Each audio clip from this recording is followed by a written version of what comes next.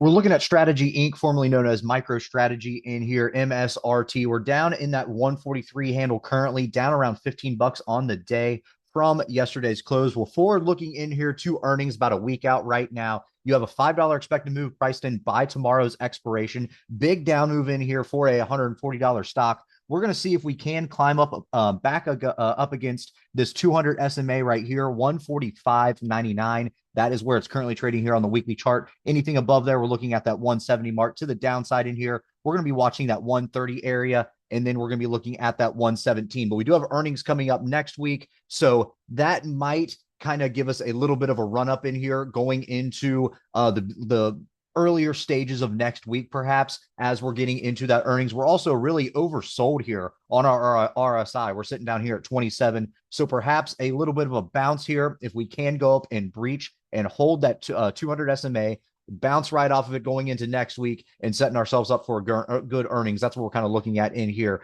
but we'll have to wait and see what happens. But again, as far as our supports and resistances go, 145, then we're looking at the 9-day EMA at 170. On the downside in here, we're looking at that 130 and then 117. IV rank overall is 31, but again, we're looking at earnings next week. So everything is kind of relative to itself in here.